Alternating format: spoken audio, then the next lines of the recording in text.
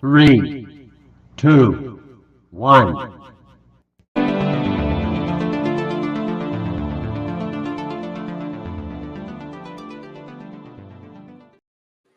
Welcome to another episode of the Fantasy Football Happy Hour podcast. I am your host, Ricky Valero. On today's episode, we are going to break down everything there is to need to know about Week 13 of the National Football League. We will share some thoughts on the Thursday night game, some start and sits, Matthew Fox's game of the week, some sports bets, and we'll end it with our weekly movie corner. As always, I'm joined by my partner here, Mr. Matthew Fox. How are you, sir? Matthew Fox is frozen on me. I don't know what happened to him. He's frozen. He's frozen. Let it go. Let it go. Matthew Fox has gone away. Matthew Fox, he's gone right now. Well, I'm sure we'll pick him back up in just a few moments. But welcome to another episode here, guys. I am excited to talk to you guys. Week 13, we are closing in closer and closer to the playoff season. And by playoff season, I mean not just in the NFL, but I'm also talking about in the world of fantasy football. So we are going to dive into our fantasy football aspect of the show a little bit later. But we are obviously all going to be talking about this week the massive return at the quarterback position of Deshaun Watson. He is scheduled to make his return this Sunday against the Houston Texans. It's one of those things where you have to, as a football analyst and as a fantasy football person, you got to hone in on the football aspect of this entire thing. So that's exactly what we're going to explore a little bit today. Some thoughts that we have on his return and stuff like and so forth and so forth. And of course, as always, we'll jump into our fantasy start and sit, which will help guide you through this week in the world of the NFL. And then, of course, my favorite thing, I'll go over my bets, which is also very exciting to do. And there he is. There he is, Miss Summer. He just wanted to have his own moment in the show. It was like this one of those things where he's like, I have to have my own introduction in my own different way. So Matthew Fox is back. How are you, bud? Doing better than my internet. Oh man, he's cutting out again. I don't know what's going on right now. This is a lot of fun right now. Nothing more fun than watching a man's frozen on my screen. Let it go. He's back. Is he back? Yes. All right. Temporarily. It does look temporary. Oh my goodness, what is going on? Yeah, I love it. I love throwing me for a loop. I did go to Christmas T-shirt Thursdays, so I have Bailey Brothers Building and Loan Association for you this week. I don't even know what that means. Have you never seen A Wonderful Life? Oh, there it is. Come on, man. You realize my head hurts. You know what I'm saying? Trying to remember all of these things. But before we get any further, I was just talking a little bit about the Deshaun Watson situation. He is set to return to the NFL football field on Sunday. What is your fantasy football outlook on Mr. Watson? Yeah, so I know some people were excited. We're going to set aside whatever has gone on with Watson, focus on the football aspect. People were excited. Oh, he's back. I'm putting him in my Superflex lineup. If that's you, I'll wish you the best. I am definitely not doing that. The guy has not played a meaningful game in 700 days. He is playing in Houston. That was always going to be emotional. We've seen a very poor track record of quarterbacks returning to play against their former team at home. I don't want to talk about the lawsuit, but Tony Busby has said he's bringing all of his clients to the game. So that's going to create a certain atmosphere. We saw in the preseason when the Jacksonville faithful decided to get a little colorful with their comments when Watson was out there in preseason, it seemed to have a pretty good effect on him. And finally, the way you beat the Houston Texans is to run it all over them. They are dead last in the NFL in carries against and yards per against on the ground. They are also bottom 5 in rushing touchdowns and rushing yards per carry given up. And the Browns are a great rushing team. So I think Watson could be okay, but I think the Browns are going to succeed by punching the ball through the Texans defense on the ground.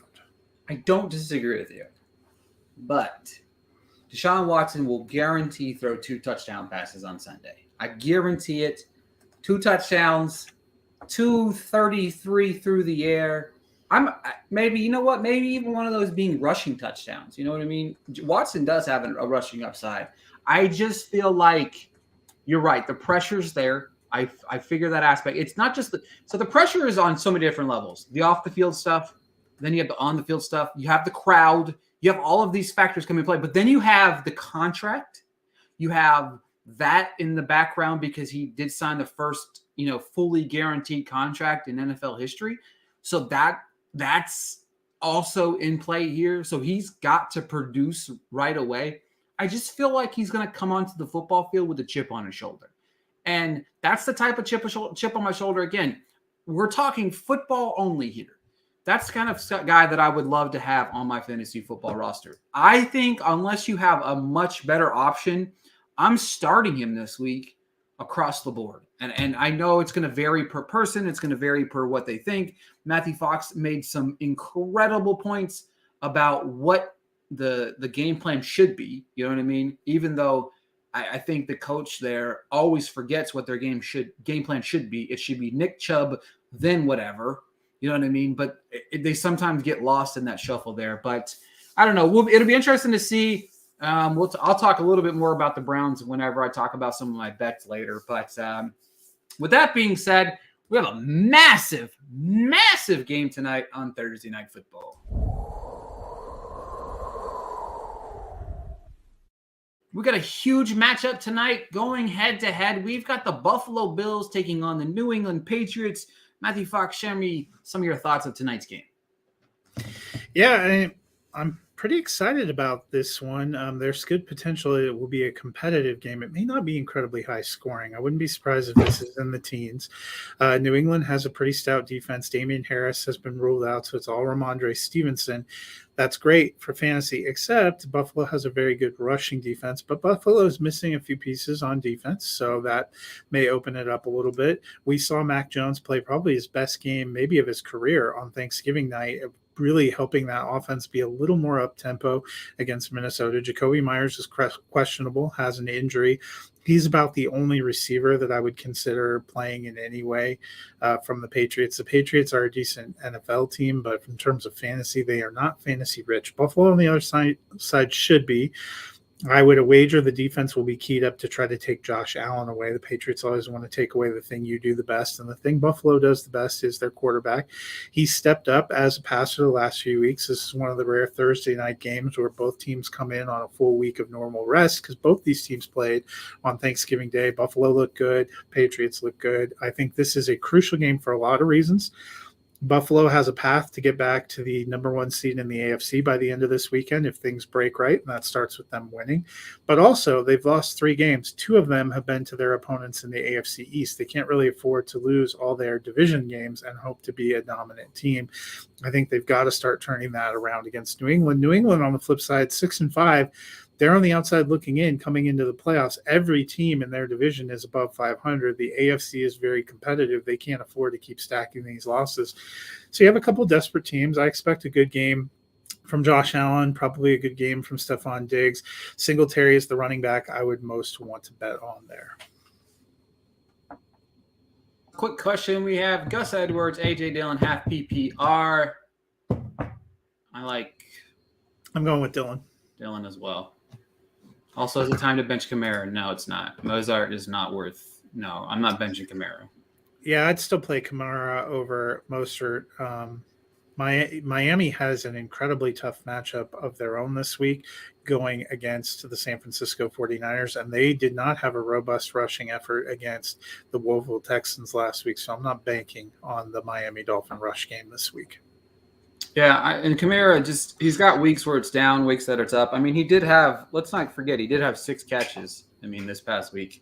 It does help him out a lot. They are playing Tampa Bay, who's a little bit better against the run, but Tampa Bay's also struggled a lot with a lot of injuries and stuff like that. So I don't see how and we're obviously coming off Nick Chubb having 116 yards against this team. So I don't see Kamara having any issues on Monday night this week. Yeah, Tampa's rush defense has not been as good in 2022 as it was last year. And I think I get the concern about Kamara, but you have to remember they played the 49ers last week. And if you're thinking about banishing him for running back playing the 49ers this week, that's not a great call. Yeah, not at all.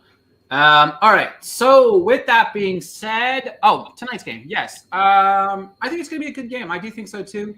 I do think that this could be a little bit of one of those. It's close, but then at the end of the game, Bills kind of pull it out. Maybe a double-digit win. Maybe double-digit as in like 10 points or so. But I do agree with Matthew Fox. It's probably going to be on the bit of the low-scoring side. Maybe like a 24-10, 24-14 type of style game. It might be close for a little while. Maybe a late touchdown by Buffalo pulls them out a little bit. But I like the Bills tonight, even on the road. The Patriots they're an interesting team. I think they're slightly overachieving.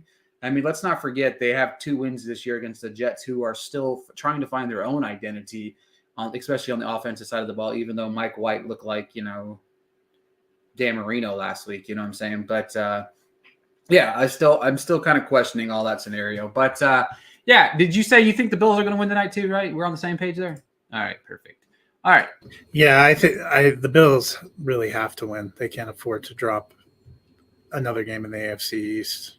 Oh, it's crazy. They are 0-2 in the NFC East or AFC East right now. So that's they have games in their last 6 games. I mean, they've got to turn around, and that's going to be really key to them getting back to a high seed. And with the Dolphins playing at the 49ers and the Chiefs playing at the Bengals, both those teams have tough games where they both to lose. Buffalo finds itself right back as the number 1 seed because they own the tiebreaker over the Chiefs. Yeah, Bills have a very important stretch right here. 3 straight games against division opponents, and then obviously they have their last 2 against Cincinnati, and they play New England again the last week of the year. So they definitely got a tough schedule down the stretch. A lot of these teams, I think, that are at the top of the radar, especially the Dolphins. Like I was looking at the Dolphins schedule down the stretch. It's pretty rough. I mean, they got 49ers, Chargers, Buffalo, Green Bay, New England, and Jets to end the year. So we're going to really find out if Miami's for real or not over the next 3 weeks, in my opinion. Chargers the same way. They're 6-5. They're kind of in that New England position of we've got to win if we want to get in the playoffs. And they have a lot of tough games down the stretch. Miami, Tennessee, Indianapolis. Games. Yeah. So I agree with you. It's going to be interesting. It's going to be the last 6 weeks. Is it 6 weeks? 6 weeks of the NFL are going to be quite interesting for a lot of these teams because we're going to see who's real and who's not, especially in the AFC where there is a massive jumble for playoffs. You know what I mean? Like there's a lot of teams jockeying for, especially wild card, even divisions. You know what I mean? The only division that's really kind of, I guess you could say not locked up, 3-game lead, but the only division that really has any meaningful lockup is, the South. I would say Kansas City probably has their hand on that division as well over the Chargers, but it's really interesting because there's about, I think it's, 1, 2, 3, 4, 5, 6 or 7 teams that are right there in the thick of the wild card race for the AFC. And the NFC is not too far behind with a lot of, there's just a lot more, their records might just be a little bit more different in the NFC this year. But well, and I would say the AFC South is a done deal because they have a 3.5 game lead. The Colts haven't had a bye, so they've already played one more game than the Titans, and they got swept by the Titans. So I don't think 2 teams go in from the AFC South. The only way the Colts can even catch the Titans is if they start to collapse, and even then they would have to, it's like last year, they'd have to get a game above them to even get into the playoffs. So you're talking about them having to pretty much get to 9. Jacksonville. Jacksonville rips off 6 in a row, goes 10-7, beats the Titans in week 10. They go 10-7. They're 10-7, and then they tie, and then Jacksonville overtakes them because of the tie, and then they win the division. That's Well, and that's where I don't think the Colts can possibly get in anymore because I think it's at least 10 wins to get in the AFC, and they can't get there. They're 4-7-1. They only have 5 games left. Yeah, they're not. Yeah. And I would be, not to jump too much into games of the week, but I'd be floored if they beat Dallas. Yeah, me too. Speaking of which, let's go ahead and dive into Matt's games of the week. Games of the week, we have nothing but quintessential matchups this week. The Sunday early window, I'm going with the Washington Commanders at the New York Giants. If the playoffs started today, both these teams would be in, but they're both in precarious positions with teams chasing them right behind them. The Commanders are 7-5. They have a bye in week 14, so they're a game ahead in terms of games played over the field. The New York Giants, 7-4, lost a tough game to Dallas last week. They have a tough closing stretch, including 2 games with Philly coming up that are going to really define their season. They need to keep winning if they want to get in the playoffs. They've been a fun story to start the season, but the pressure is not off them. Both these teams really need a win to get to win 8 if they want to have a chance. And, Ron Rivera in his entire tenure with the Commanders has never gotten to 8 wins, so that would be a big landmark moment for him. The Sunday late game, I referenced it earlier, the Kansas City Chiefs at 9-2 are going to play the 7-4 Cincinnati Bengals. Looks like Jamar Chase is going to be back. Chase destroyed the Chiefs last year in a regular season win that really salted the fortunes of the Bengals getting into the playoffs. The Bengals are in the same position. They're tied with the Ravens at 7-4 on top of the AFC North, but they need to keep winning. That's going to be a tough division race all the way down the stretch. Meanwhile, the Chiefs, 9-2, they're looking at the number 1 seed in the AFC, but they would lose a tiebreaker to Buffalo, so they need to keep winning to stay ahead of them. I think this is a game that has massive playoff implications, and probably since the Chiefs lost in the regular season and the playoffs to the Bengals last year, they would like to get one back. The Chiefs would like to be able to beat some of these playoff teams and pile up quality wins in the regular season. Sunday night game is not as great. Indianapolis Colts on their last gasp will be in Dallas. Could be the last game before we get an Odell Beckham signing in Dallas. I expect that to come this week, and I think that might make a difference. Dallas seems to be humming along, looking more like the team I thought they would be to start the season. Schultz is picking back up now that he's healthy and Dak is back. They're in a groove with CeeDee Lamb, both of their running backs. The Indianapolis Colts played a little bit better under Jeff Saturday's tenure, but they just don't have the horses. I cannot foresee Matt Ryan going in and pulling the upset here, especially against that fierce Dallas Cowboys pass rush. My upset special of the week, this is another late afternoon game, and it's another game with huge playoff implications, but I am taking the Miami Dolphins over the San Francisco 49ers. This is a brutally important game to both teams. We talked about Miami. They have a tough schedule coming up, and they're still trying to hang on to a potential lead in the AFC East, or at least a wild card berth. The 49ers have opened up a lead of a game in the NFC West, but they still have the Seahawks trailing them, and they are still chasing the Vikings and the Eagles, trying to get a good seed in the NFC. This is vitally important. Both these teams have a lot going on, and it's also for Mike McDaniel coming back and facing his former team. Same for Jeff Wilson and Raheem Mostert, the running backs for the Miami Dolphins. I don't think it's going to be a heavy rushing effort for Miami, but I like Miami's overall offensive weapons better. I think they get it done. Yeah, it's probably the game I'm looking forward to the most, because I really feel like this is going to define the Dolphins and whether or not they're contenders. I mean, I know they can go on and on, but I think the San Francisco 49ers are the best team in the NFC still. And I think Dallas Cowboys are a close second. And it's going to be interesting to see if the Dolphins are capable of doing what they need to do. Real quick, we got another question. Would you start full PPR Thielen or Donovan Peoples-Jones? I'm going to go with Adam Thielen, because I think Miami's game or Minnesota's game is going to be more up tempo. You and I are on a little opposite page. I don't expect a robust game from Deshaun Watson. I wouldn't be surprised if he throws it 15 or fewer times.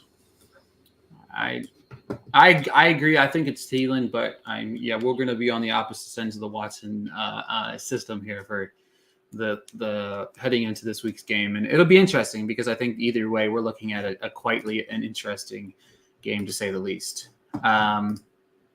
Perfect. All right, let me just stop the show for just a second here. I just want to talk about my friends over at Magic Mind. If you're like me, even when you're doing your best to concentrate, balance work, kids, chasing dreams, writing, doing this podcast, doing all of these things together, 100% focus is very hard, and you're not always getting everything done as quickly or as efficiently as you need to. So coffee is something that Matthew Fox can attest to. I have tried over and over again. I drink 3 or 4 cups a day, but I feel like it's gotten to the point where it's redundant and it's not doing anything else. So I started seeking out other forms of supplements. I've tried energy drinks. I've tried bars. I've tried shots. I've tried it all. But I want you guys to listen here real quick about Magic Mind. So we're going to do a thing on the show each and every week that you're going to hear over the next 5 weeks where I'm going to try out Magic Mind. It has 5 different ingredients inside of it.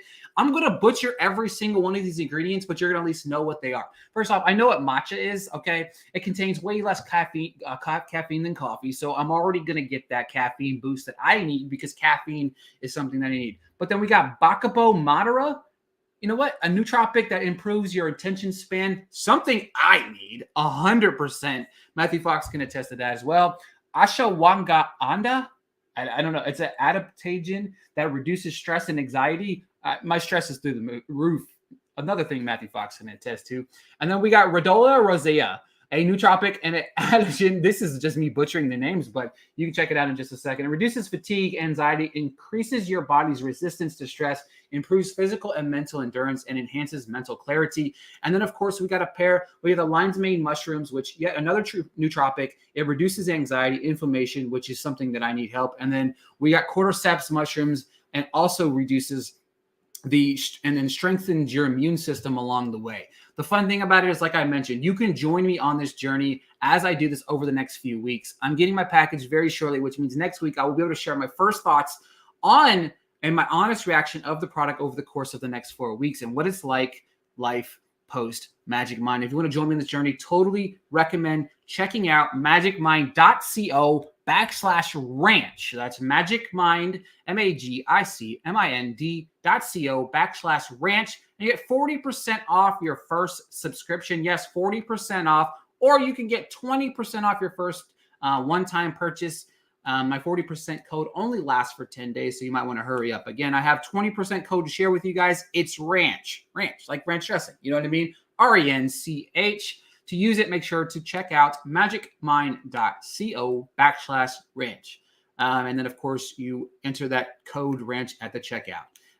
Like I said, I'm excited to do this journey. I need something to keep me focused. My wife keeps yelling at me about drinking these energy drinks and the amount of times I be drinking them. And, you know, we're in the middle of award season. It's tough, Matthew Fox. You know it, but I'm excited to be on this journey, man. Yeah, and at times there, you know, when you were reading that, I sounded like your therapist. You really do. Matthew Fox knows. Well, you do know, because the thing about it is what not a lot of people understand about Matthew Fox and I. It's like we are in the middle. This is the hardest time of the year for Matthew Fox and I. Okay, we have football season. Everybody knows that we do football season, and then people that hang around for the movie corner know that we do movies. But this is the middle of award season. It's also like the busiest month of the year for my job. Yeah, exactly. So and then of course it's the busiest month for me. My job, you got the year end. You've got everything that's going on at one time. And then you toss in, I got some kids here. You know, we've got wives. We're trying to do all of these things at once. So we're trying to keep ourselves occupied, keep ourselves fueled throughout the day. So I'm all about giving anything a try in order to really enhance my productivity. It really is something that I'm looking forward to giving a go. And honestly, like if anybody follows my movie reviews, we all know I'm very honest about what I do. So I will not be shy. I will not hold back on my thoughts on trying out this new product. I'm very weird about drinking supplements. So it's something that you drink. It's going to be like a green drink, I'm sure, because it sounds like a green drink. But I'm excited to try it. I'm excited to report back to you guys next week. But like I said, make sure to check out magicmind.co/ranch, capital RANCH, to get your discounts. All right. Now we are going to jump into our starts and sit.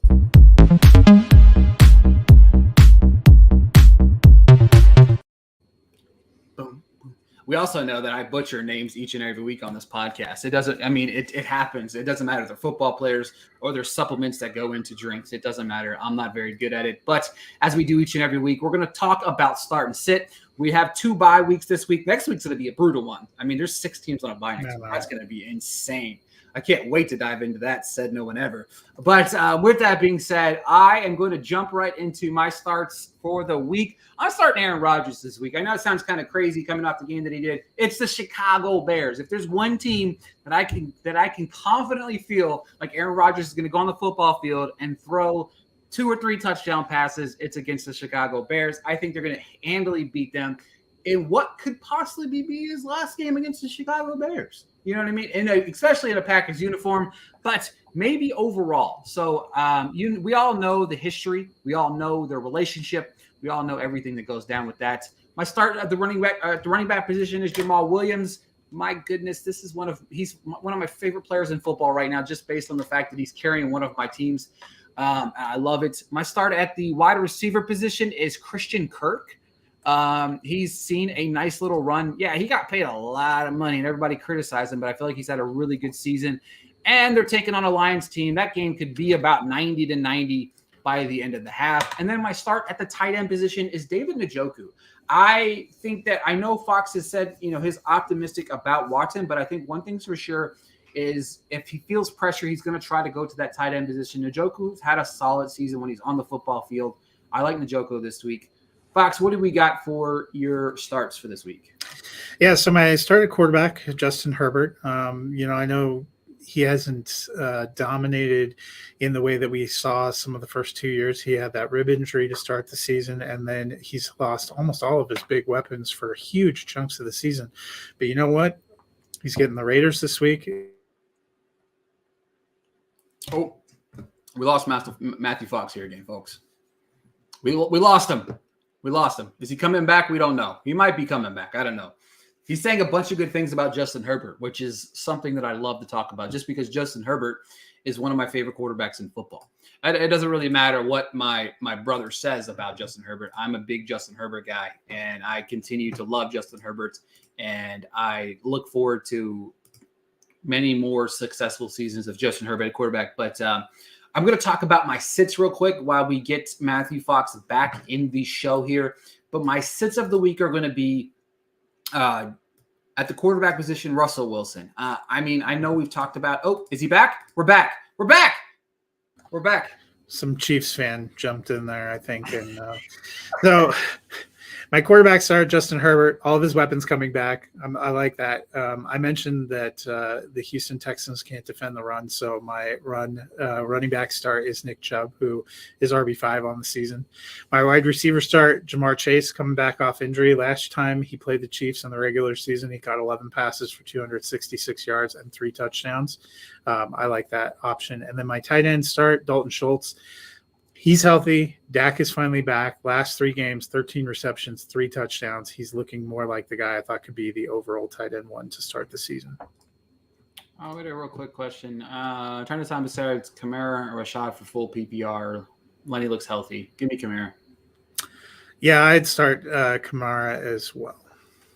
All right, for my sits this week, I could give you a list of quarterbacks that I don't like this week. All of them are the older ones that continue to fail us, including Mr. Russell Wilson. It's just embarrassing to watch this man. I'm still mad at him because he's the only bet that I lost last week was over their 1.5 total touchdown bet, which Matthew Fox told me it would come back and bite me in the ass, and it was the only one that came back and bit me in the ass. But I'm not a big fan of Russell Wilson. Antonio Gibson continues to look like that he is the odd man out in that backfield. He's getting carries, but it's just nothing that you can guarantee that you're going to get each and every week. I know we have the same wide receiver sit, but RIP Deontay Johnson. It's been nice knowing you, bro. We love you, and we're pouring one out for you, homie. Matthew Fox, what about you, man? Yeah, well, I'll start. We're in the same. My wide receiver sit is also Deontay Johnson. He's wide receiver 40 on this season. He's still a flex consideration, but he's not a top 24 wide receiver right now with the way Pittsburgh's offense is playing. Same kind of with my tight end sit, which is Austin Hooper. People got excited. He caught 5 passes 1 week, and the next week caught 2 touchdowns. He only has 24 receptions total and 2 touchdowns total all season. There's not enough consistent volume in Tennessee to feel good about that, and I don't think that changes this week against the Eagles. My running back sit, Cam Akers. It's been a roller coaster all year with Cam Akers. We thought he was going to get cut. We thought he was going to get traded. Then they switched it up and cut Darrell Henderson. That resulted in Akers having 8 carries for 37 yards last week. I know Cooper Kupp's not there. I know Allen Robinson's not there. I know Henderson's now a Jaguar. I'm still not rolling Cam Akers and trusting him. And my quarterback sit, Tom Brady. For years, he's been a reliable QB1. I still think Brady is the greatest of all time. He's just not having that kind of season. He's QB 18 overall on the season. And since he joined Tampa Bay, one team that he has struggled with mightily, especially in the regular season, is the New Orleans Saints. That's who they're playing this week. I'm just not trusting him as a top 12 option. Yeah, pour one out for my homie. I mean, he's still a great player, but just not there. Should have retired. Instead, did you hear now he's thinking about going back to New England?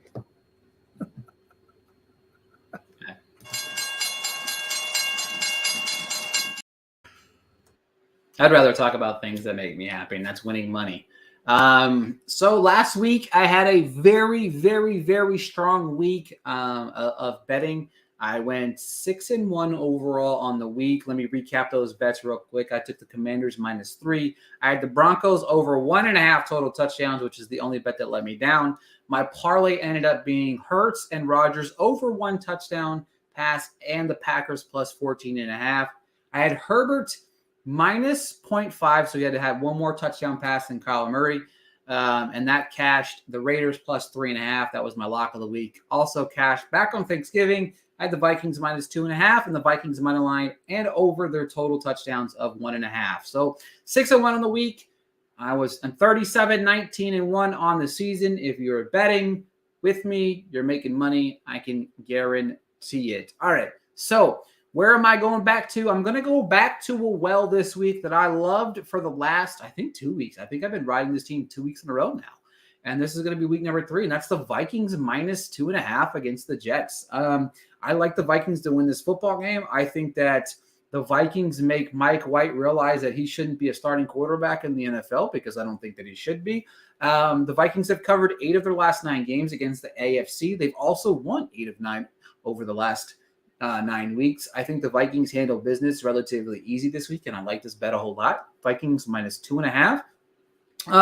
Talking about the Browns game. I'm not going too crazy on it, but it's a little bit of a parlay. I like the Browns -2.5. And then, of course, the Browns over 9.5 first half points. So they've got to cover the 2.5 points and score 10 points in the first half. I like this because, look, at the end of the day, I do have my personal thoughts on Watson, but on top of that, this has nothing to do with Watson. This has to do with the simple fact that Texans aren't good as football. Texans can't stop the run. I expect Chubb to have probably 2 touchdowns at halftime. He might have 2,000 yards against the Texans in the first half, but this should be an easy cash for me. The other game that I'm looking at this week, I am looking at the Kansas City Chiefs money line. As it sits right now, it's -145. This game, bet-wise, is a lot shocking than I thought it was. They are getting 4.5 points because the Chiefs are favored by -1.5. So it's a little bit further than I thought. I think this game is going to be close, and I do like the offensive pieces on the Chiefs or for the Bengals on this game. I just think the Chiefs are playing great football right now, and they're playing great football. If they can hone in, if they can focus in on that running game that they're trying to establish with Pacheco there, I really like this team a lot. So my 3 bets this week: Browns -2.5, over 9.5 first half points, Vikings -2.5, and the Chiefs money line. Fox, what are your thoughts? Yeah, there's going to be some interesting big games out there. Oh, do you put that? Yeah, I'll put it up in just I was waiting till you hear your thoughts on my bets. I just blanked out because I started reading the question. I actually picked the Chiefs. I thought the Chiefs were are probably going to win. I mean, it would be cool for my Buffalo fandom if they and Miami lost, but I think they probably will both win.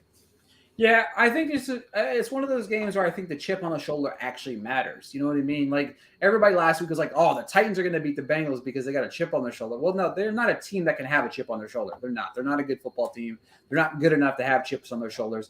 I do love the banter back and forth between these two teams. I also love the banter back and forth between the Dolphins and 49ers. I'm also in on the Dolphins this week, which is terrifying. I don't know what I'm going to bet them yet.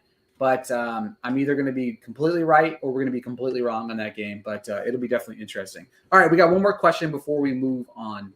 Oh, real quick, don't forget, Saturday mornings, Chris Clarkson and I will be live talking about our bets. I'll give you the 3 bets I got today. I'll probably have 3 or 4 more for you Saturday morning. Don't miss that show. Saturday mornings, we talk about our favorite plays. And, of course, on Twitter, we do the same as well. Now, we got a question here. Question was, who would be the better flex for this week? Donovan People-Jones, Darius Slayton, or Joshua Palmer? I like Palmer if Allen or if Williams doesn't play.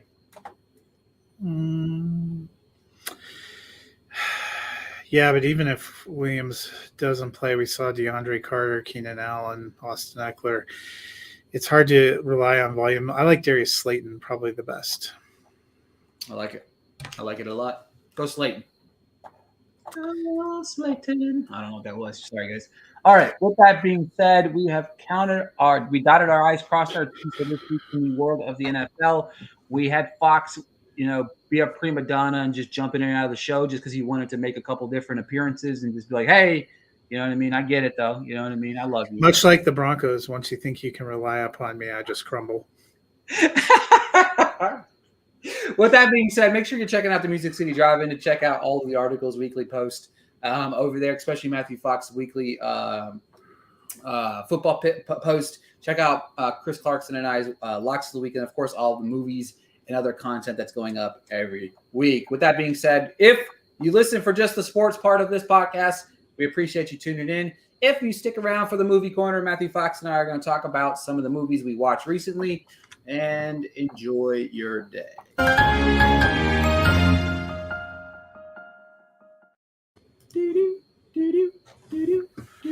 Oh, sorry. All right. My apologies.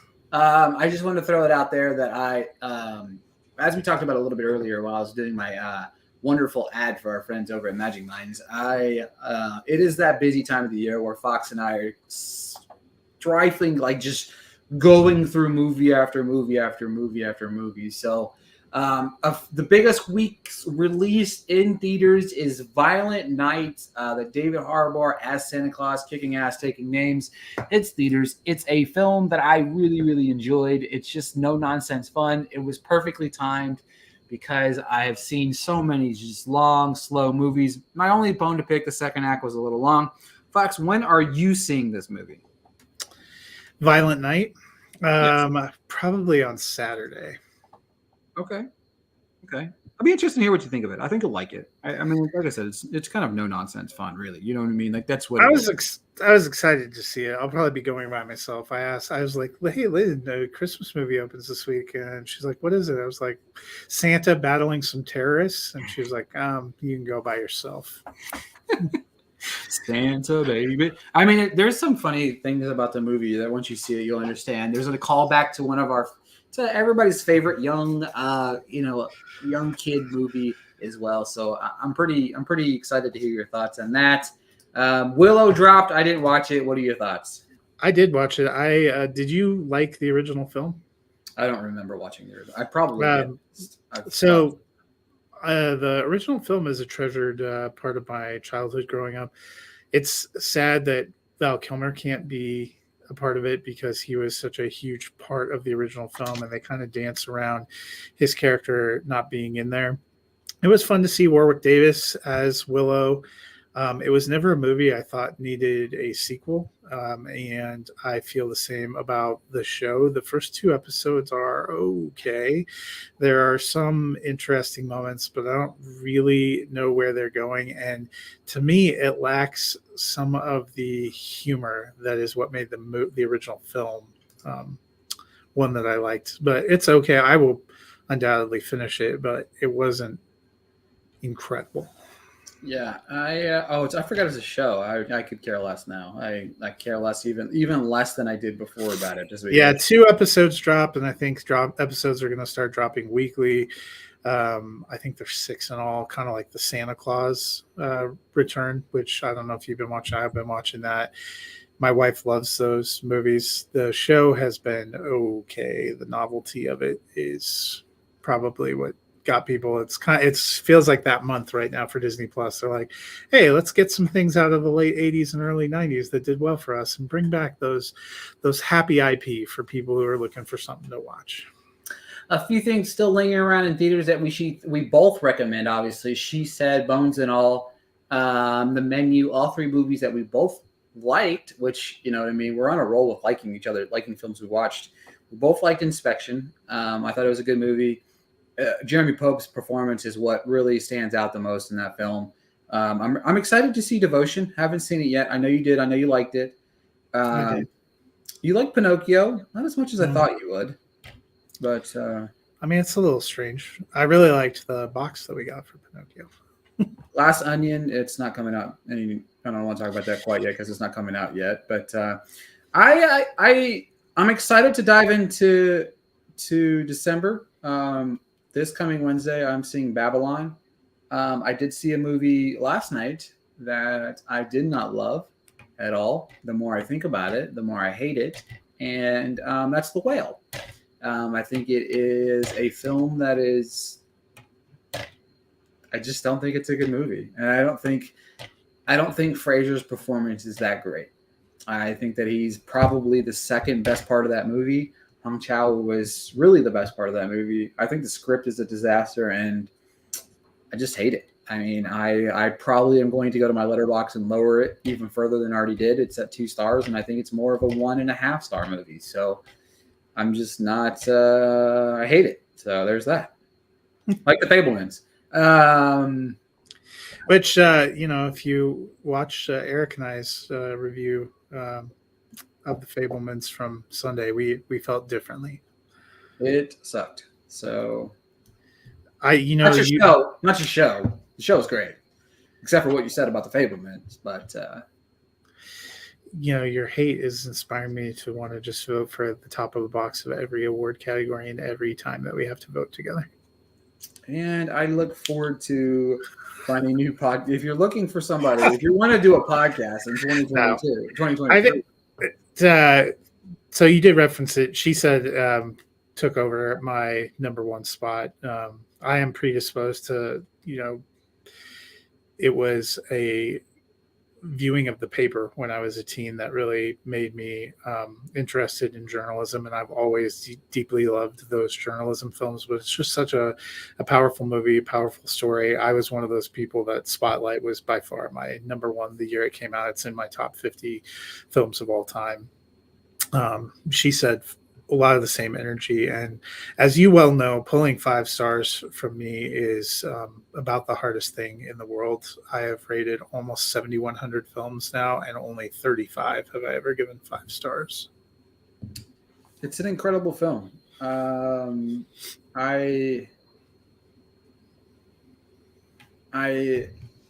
It's an incredible. It's hard to expand upon it because I understand why people could get sick of the idea of this film just based on having lived in it the way we did. I think the biggest difference between when this came out, obviously, is social media. So it's all in our faces.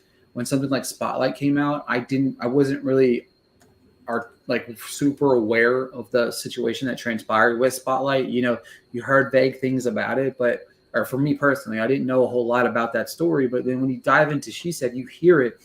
And I just feel like it's so well made. And it's the direction, the choices of how the camera was placed, to the score, to the performances. There's several performances from actresses in this movie that are in it for just a few moments that every time I watch this movie, I find something else I love about it and find a different performance I love about it. So yeah, I'm looking forward to it. I soon, very near future, Fox and I got to talk, and we're gonna do one of these little end of the year things. I think we're gonna do it in 2 parts. We'll do it separate from the show, but I want to do an end of the year movies, end of the year TV. I've watched more TV than I have ever before, so I'm excited to talk about both of those. So it's incredible. I started this year wondering if I was going to get to 600 movies. I'm already over it. I was over it before we hit December. And TV, I feel like I've never seen more shows, even during the traditional slow periods. Like usually this is the time of year where new shows die off. We have another, Willow's one of them. There's 4 new shows this week. There's 4 new shows next week. It's insane. Did you like Criminal Minds Evolution? I watched the original Criminal Minds for several years and finally got tired of it. It's very much like it was when it was originally on there. It's okay. It's just, I love the first 2. I like the second episode better than the first episode, but I haven't picked it up yet after watching those first 2. But I'm really part of it for me, like we have so much going on right now, and that there were so many. So Bones and All is a good movie, but it is decidedly unsettling in its content. The Menu was fascinating. It's decidedly unsettling in some of its content. So I was going through all these, and I won't go through all the new shows. There was a lot of grim new show, like Echo 3 dropped on Apple. That's about a kidnapping and a bunch of people getting shot. And so at some points in time, I was like, I need something different. Even she said, I desperately love that, but that is a very heavy film to watch. It's just a season of a lot of heavy things, and so I'm balancing, how much time I want to spend watching them track some gross serial killers. Yeah, I don't blame you at all. It's a rough season for movies. Like you said, Pinocchio. Even that was very depressing. Woman Talking, a movie we haven't really talked about. I watched that last weekend too. Also very different. Like it's not. It's a season. It's like weird how like The Whale, super depressing, but like on so many different levels. I watched. It's funny. I watched The Heat the other night, which is a movie I love. Melissa McCartney and Sandra Bullock. Comedy I really love. I rewatched Top Gun just so that I could. Even Top Gun's even actually really sad at times, but watching I really enjoyed Devotion and I thought Inspection did a good job. Both those are very heavy. Living, I watched that, very sad. Like it's just. I know. I went through a couple of documentaries too. I keep wanting to watch that Fire of Love, but then I remembered when you said that's about people that didn't. Like a couple that dies. And I was like, it's like a couple that fall in love and then die together inside a volcano. It's like, all right, cool, thanks. But that's it for this week. I am excited to talk to you guys next week, where as we inch closer and closer to the end of the NFL season. So we appreciate you guys tuning in, and we will talk to you guys next week.